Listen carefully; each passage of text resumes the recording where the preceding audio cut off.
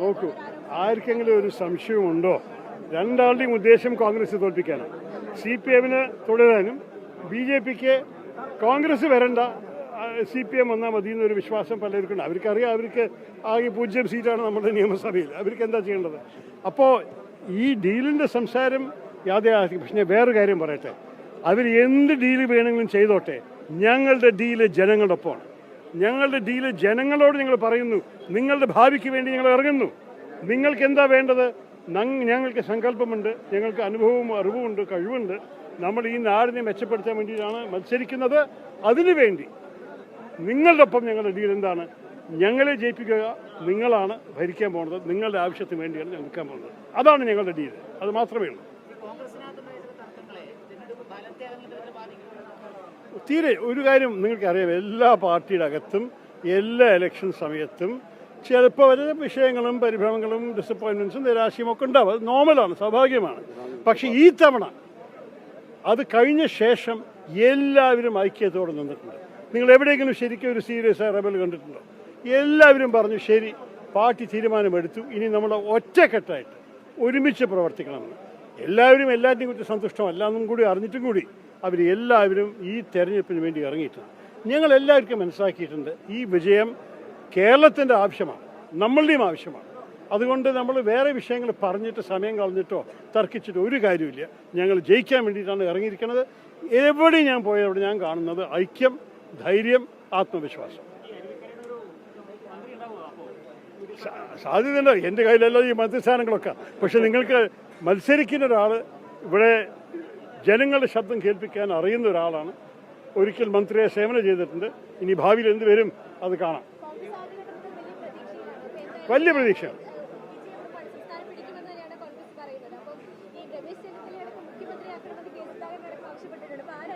ഇതൊക്കെ നമ്മുടെ കയ്യിലല്ലല്ലോ, നിങ്ങൾക്ക് നല്ലപോലെ അറിയാം. ഇതൊക്കെ ഹൈക്കമാൻഡ് വല്ലവരും അയച്ച MLA-മാരുടെ അഭിപ്രായമൊക്കെ നോക്കിയിട്ട് അവർ തീരുമാനിക്കും. ഇതിനെക്കുറിച്ച് അഭിപ്രായം പറഞ്ഞിട്ട് കാര്യമില്ല. നമുക്ക് നല്ല കഴിവുള്ള ആൾക്കാരുണ്ട്. നിങ്ങൾ 3-4 പേരൊക്കെ പറയുമ്പോൾ അതിൻ്റെ അർത്ഥം എന്താണ്? കോൺഗ്രസ് സ്ഥാനാർത്ഥികൾക്ക് കഴിവുണ്ട്, അതല്ലേ വേണ്ടത്. എല്ലാവരും കൂടി സംസാരിച്ചാൽ എന്ത് പറഞ്ഞു?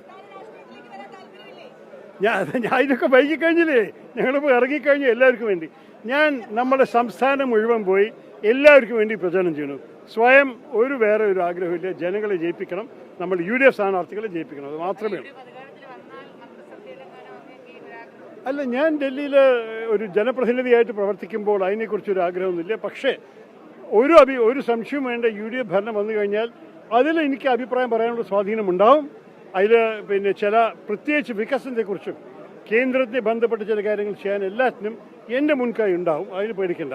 ഞാൻ മിണ്ടാണ്ട് ഈ ഇലക്ഷൻ കഴിഞ്ഞുകൊണ്ട് മിണ്ടാണ്ടിരിക്കാൻ പോവുകയത്. നമ്മുടെ നാടിൻ്റെ വികസനം, നമ്മുടെ യുവാക്കളുടെ ഭാവി, ഇതൊക്കെയാണ് എൻ്റെ വലിയ ചിന്ത.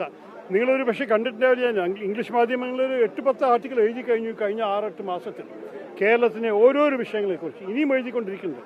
എൻ്റെ സംഘം നല്ലോണം ഗവേഷണം ചെയ്ത് പഠിച്ച് മനസ്സിലാക്കിയിട്ടാണ് പറയുന്നത്. ഇതൊക്കെ ഞാൻ നമ്മുടെ പ്രതിപക്ഷ നേതാവിനും നമ്മളുടെ പ്രകടന പത്രിക കമ്മിറ്റി ചെയർമാനും കൊടുത്തു കഴിഞ്ഞിട്ടുണ്ട്. അതിന് ഇനിയും കൊടുക്കും. സർക്കാർ വന്നു കഴിഞ്ഞാൽ അതിനെ നടപ്പിലാക്കാനുള്ള ശ്രമം ഞാനും എടുക്കും. പേടിക്കണ്ട, നമ്മൾക്ക് ഈ നാടിനെ നന്നാക്കണം, നമ്മൾ എല്ലാവരും ആവശ്യമാണ്. നോക്കൂ, എണ്ണം പറഞ്ഞിട്ട് വലിയ കാര്യമില്ല. നിങ്ങൾക്കറിയാം, ഞങ്ങളുടെ നേതാക്കൾ തുടക്കം മുതൽക്കേ പറഞ്ഞു 85 മുതൽ 100 വരെ കിട്ടുന്നു. അത് മതി. നമ്മൾ അതിനെക്കാട്ട് കിട്ടിയ സന്തോഷം. പക്ഷേ അത് ഞങ്ങൾ ഒരു എണ്ണമെല്ലാം നോക്കണം. നമ്മൾ പ്രതിപക്ഷം വേണം, നമ്മൾക്ക് ഭൂരിപക്ഷം വേണം. അതിൻ്റെ ഒപ്പം നമുക്ക് ഭരിക്കാൻ ബുദ്ധിമുട്ടില്ലാതെ, കഷ്ടമില്ലാതെ ഒരു നല്ലൊരു മെജോറിറ്റി കിട്ടിയാലേ ചെയ്യാൻ സാധിക്കുള്ളൂ. അതിനുള്ള ആവശ്യമുള്ള സീറ്റുകൾ വേണം. പക്ഷേ അതിനൊക്കെ നമ്മൾ ഇറങ്ങിയിട്ടുണ്ട്. എല്ലാവരുടെയും പോയാലും ഞാൻ കാണുന്ന ആവേശം, ഊർജ്ജ നിങ്ങൾ എവിടെയും കണ്ടുപോലും അരുവയ്ക്കില്ല. എന്താണ് ജനങ്ങളുടെ ഊർജ്ജ! ഫാന്റാസ്റ്റിക്. എല്ലാവർക്കും വേണ്ടത് ഒരു മാറ്റത്തിൻ്റെ ഒരു സമയമായിരുന്നു. ഈ മുഖ്യമന്ത്രി സ്ഥാനം എന്നോട് ചോദിക്കരുത്. അപ്പം എനിക്കതിൽ ഒരു വാക്കും എനിക്ക് ഈ വിഷയത്തെക്കുറിച്ച് പറയാനില്ല. സമയം വരുമ്പോൾ MLA-മാരും ഹൈക്കമാൻഡും തീരുമാനിക്കും. അത് നിങ്ങൾ കണ്ടോളാം. അതാണ്. നോക്കൂ, ഞാൻ ഒരു കാര്യം എൻ്റെ വിഷയത്തിൽ എന്താണ്, ഈ സർക്കാർ പല കുഴപ്പങ്ങൾ ചെയ്തിട്ടുണ്ട്, സ്വർണ്ണക്കൊല അടക്കം. പക്ഷെ അത് മാത്രമല്ല, നിങ്ങൾക്കറിയാം, അവർ ഈ സംസ്ഥാനത്തിൻ്റെ കടത്തിൽ മുങ്ങിയിട്ടുണ്ട്. അവർ ഈ നാടിനെ പല വിധത്തിലും വികസിപ്പിക്കാൻ സാധിച്ചിട്ടില്ല. എല്ലാ വർഷവും കടത്തിന് പലിശയും പെൻഷനും വേണ്ടി ചിലവാക്കുന്നത് വികസിതക്കാട് കൂടുതലാണ്. അങ്ങനെ അവർ ഈ സർക്കാരിനെ നടത്തിയാൽ ഒന്നും നടക്കാൻ പോകുന്നില്ല. അതുകൊണ്ട് ഞാൻ എല്ലാവരോടും പറയണത്, ഇവരെ ആക്ഷേപിച്ചിട്ട് മാത്രമല്ല ഞങ്ങൾ ജയിക്കാൻ പോകുന്നത്. എല്ലാവർക്കും അറിയാം ഈ സർക്കാരിൻ്റെ കഴിവില്ലായ. ഞങ്ങൾ പറയുന്നത് ഭാവിയിൽ ഞങ്ങൾക്ക് സങ്കല്പമുണ്ട്. ഈ സംസ്ഥാനം നന്നാക്കാൻ വേണ്ടി, വികസനത്തിന് വേണ്ടി പദ്ധതികൾ കൊണ്ടുവരും. ഞങ്ങൾ ഈ നാടിനെ വെറുതെ വിടാൻ പോകുന്നില്ല. ഞങ്ങൾ ഒരു ഐഡിയ വെച്ചിട്ടാണ് വന്നിരിക്കുന്നത്, മറ്റേവരെ എതിരിച്ചിട്ട് മാത്രമല്ല. അതുകൊണ്ട് ഒരു പോസിറ്റീവ് സന്ദേശം എന്താണ് ഞങ്ങൾ ചെയ്യാൻ പോകുന്നതെന്നാണ് ഞാൻ എൻ്റെ പ്രഭാഷണം എല്ലാവരും പറയുന്നത്. താങ്ക്സ്. ഞാൻ എല്ലാവരും പോകണം. 14 ജില്ല എത്താൻ സമയം തന്നിട്ടില്ല ഇലക്ഷൻ കമ്മീഷൻ. പക്ഷേ 13 എത്തുന്നതാണ് ഞങ്ങളുടെ പ്ലാൻ പ്രകാരം. ഇനി വേറെ വല്ല ബുദ്ധിമുട്ട് വന്നിട്ടില്ലെങ്കിൽ 13 ജില്ലയിലും എത്തും. എത്രത്തോളം സ്ഥാനാർത്ഥികൾക്ക് വേണ്ടി നമ്മൾ ഇറങ്ങാൻ സാധിക്കും, ഞാൻ ഇറങ്ങും.